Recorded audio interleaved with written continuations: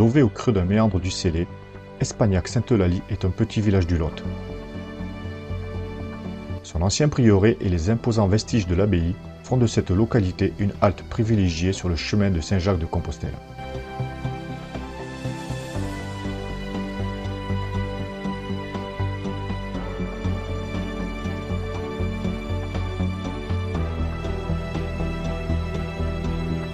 Mais depuis 2010, ce sont des pèlerins de notre genre qui viennent régulièrement à Espagnac-Sainte-Eulalie.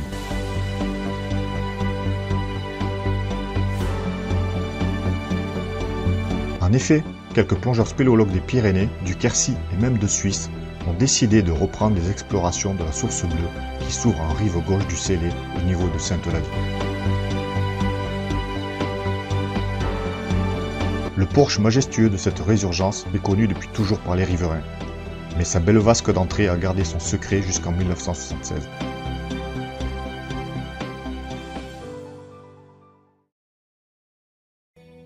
En 1976, l'association spéléologique de Figeac et le Spéléoclub de Figeac entreprennent les premières explorations en procédant par pompage.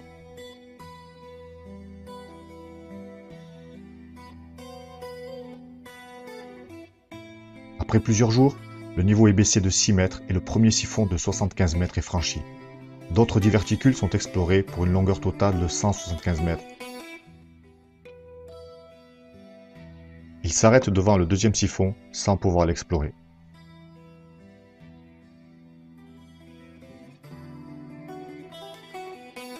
En 1989, Jean-Louis Fantouly et Jean-Luc Siriex reprennent les explorations, mais cette fois-ci en plongée. À chaque incursion, les explorateurs sont obligés de passer beaucoup de temps pour l'ouverture de la résurgence, qui se rebouche rapidement à l'issue. Après plusieurs séances, le premier siphon est franchi et le deuxième siphon est exploré sur plus de 310 mètres pour une profondeur maximum de 13 mètres. Le développement total de la cavité passe alors à 475 mètres pour 390 mètres de siphon. L'instabilité chronique de cette entrée fait que les explorations sont difficiles, et mis à part quelques visites épisodiques de plongeurs locaux, cette source est oubliée petit à petit des spéléologues. Finalement, c'est en janvier 2010 que commencent les premiers séjours de notre petite équipe. Plutôt que de favoriser l'exploration, nous préférons sécuriser l'entrée pour des explorations plus sereines. Plusieurs week-ends seront nécessaires afin d'envisager de longues incursions en confiance derrière les deux étroitures de l'entrée.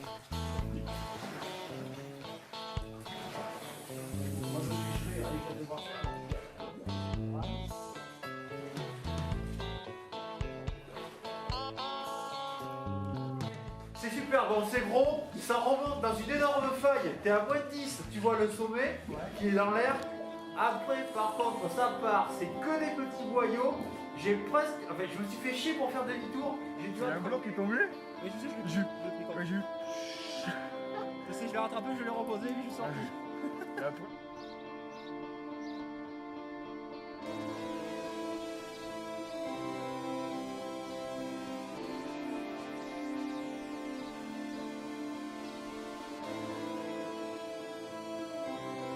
En plongée spéléo, chaque incursion demande un minimum de préparation afin de garantir une sécurité maximum. C'est pourquoi, après la sécurisation de l'entrée, plusieurs séances sont consacrées à la pose d'un nouveau fil d'Ariane. Grâce au nouveau fil d'Ariane, nous pouvons revoir en sécurité et rapidement les parties découvertes par nos prédécesseurs.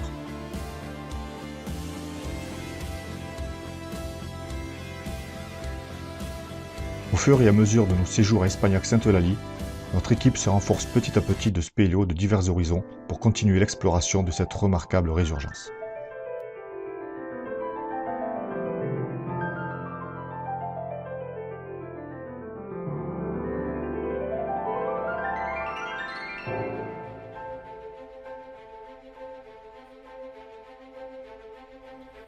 Le passage de l'entrée est toujours aussi étroit, mais avec un peu d'habitude, cela se passe sans trop de soucis.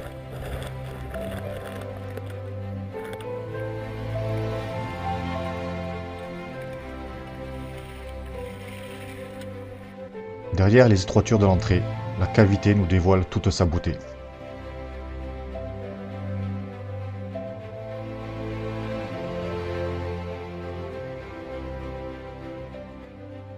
Le premier siphon se développe sur 75 mètres avec une galerie tortueuse et déchiquetée de 1 mètre de diamètre maximum.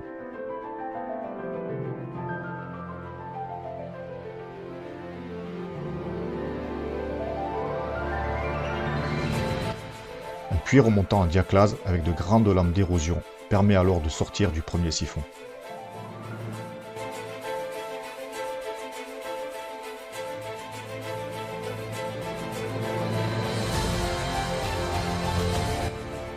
Le cours intersiphon se passe rapidement pour donner dans le siphon 2, qui garde, au début, les mêmes caractéristiques que le premier siphon.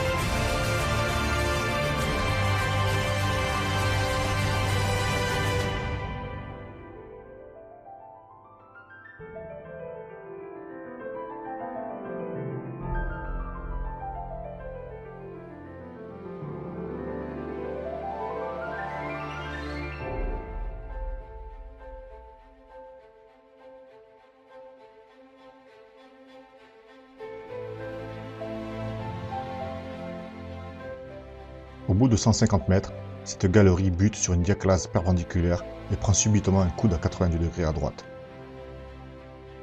À ce niveau, les plafonds se perdent à perte de vue. Une cheminée qui figurait déjà sur la topographie de Jean-Luc Sériex est revue et la suite est découverte.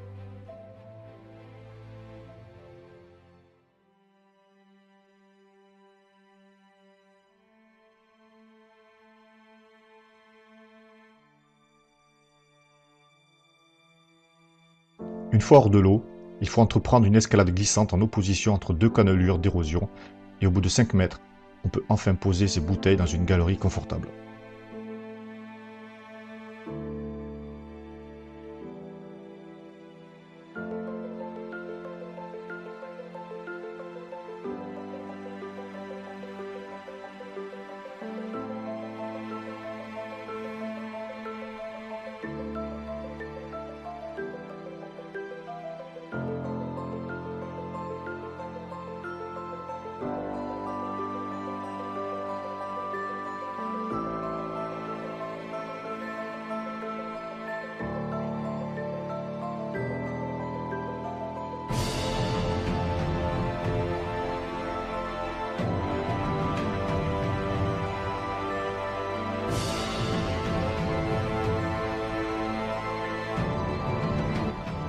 Chaque passage ici est un enchantement pour les yeux, mais un calvaire pour les gants, les chaussures et les combinaisons néoprènes qui ne résistent pas longtemps au tranchant de la roche.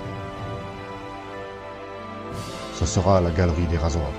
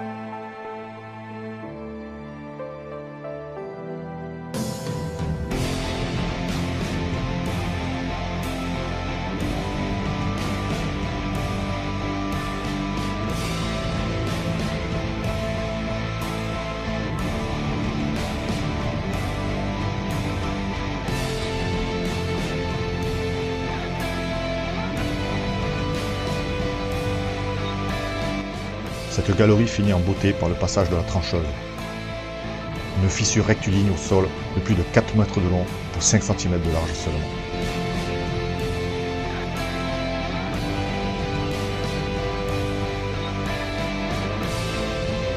Pour terminer, un lac magnifique stoppe la progression, le siphon 3.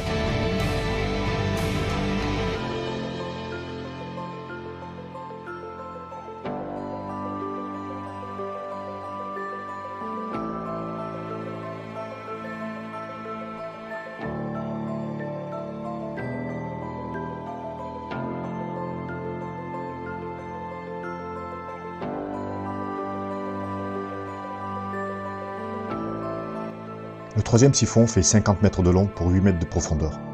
La sortie se fait dans une belle vasque profonde, au pied d'une cascade de 6 mètres, la cascade des Lames.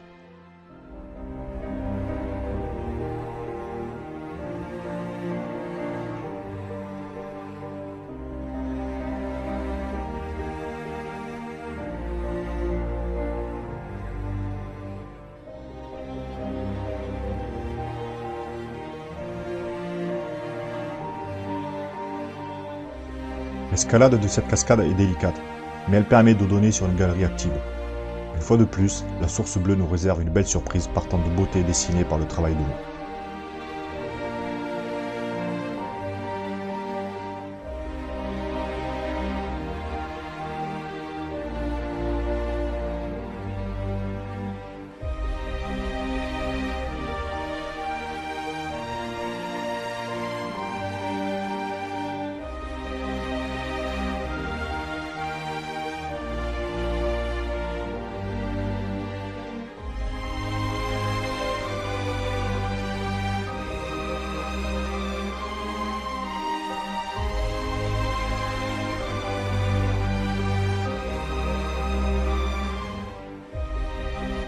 Pour remercier la municipalité de son accueil depuis le début de notre aventure, nous baptisons cette galerie Galerie du Prieuré.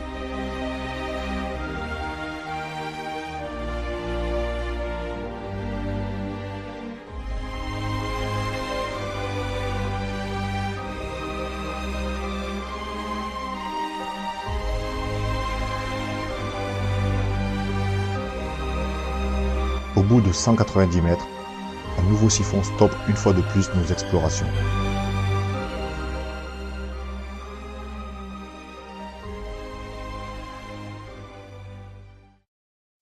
En janvier 2012, nous revenons à 10 pour plonger le siphon terminal. Le gaz carbonique présent dans les galeries ne facilite pas la progression.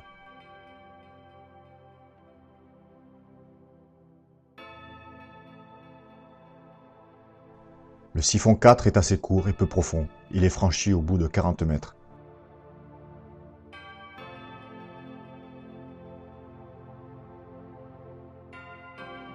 Quelques mètres plus loin, nous butons sur le 5e siphon de cette cavité.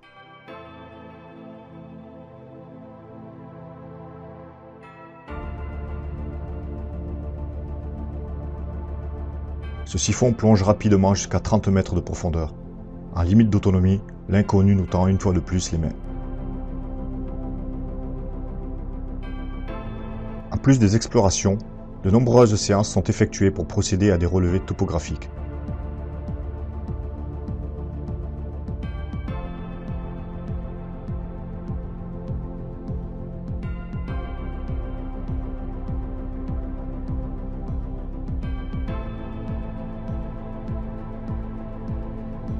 Toutes ces données permettent de mieux comprendre le creusement et le fonctionnement de la source bleue.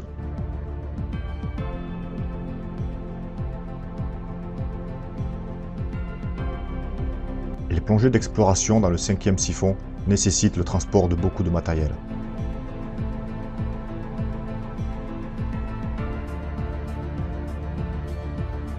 Pour sécuriser la progression et le portage, de nombreuses séances d'équipement des parties exondées sont nécessaires.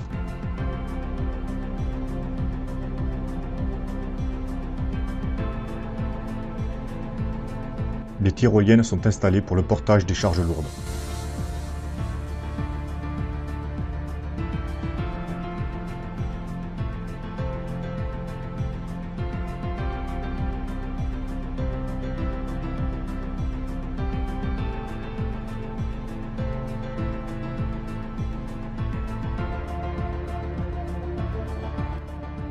Chaque incursion dans la source bleue demande une préparation minutieuse de tout le matériel.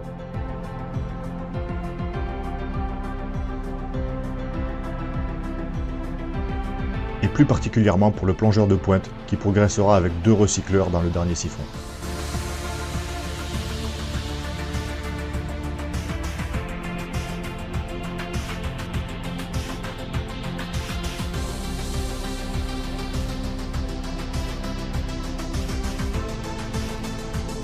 À cause de tout le matériel nécessaire pour le plongeur de pointe, il faut au minimum 5 plongeurs de soutien pour l'aider à transporter tout son équipement.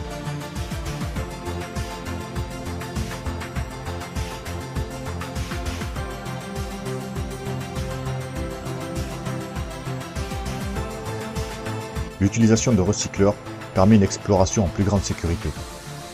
Le plongeur a ainsi une plus grande autonomie et une meilleure gestion de la décompression.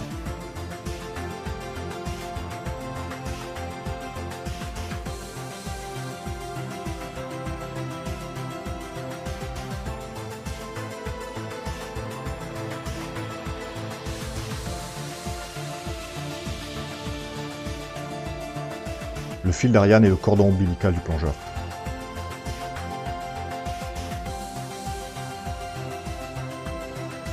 Sans ce petit fil de 3 mm de diamètre, le plongeur peut se perdre et ne jamais retrouver la sortie. Pour explorer complètement le 5e siphon, il faudra 3 plongées de plus de 3 heures en solitaire à Thomas Delpech.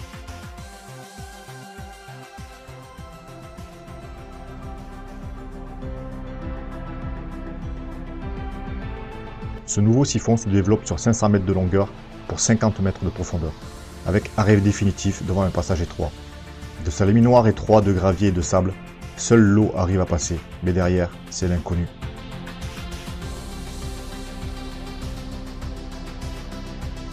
Tout en progressant, Thomas effectue également des relevés topographiques.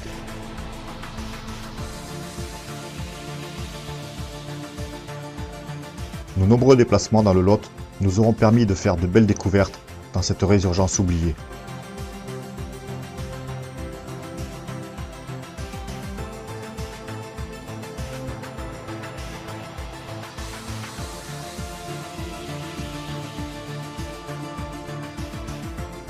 Mais en plus du côté exploration de cette aventure, il faut surtout retenir le côté humain.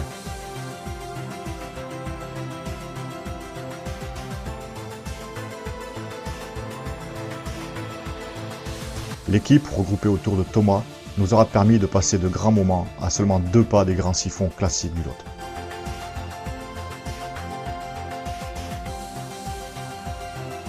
À l'issue de nos explorations, la source bleue développe plus de 2000 mètres de galerie.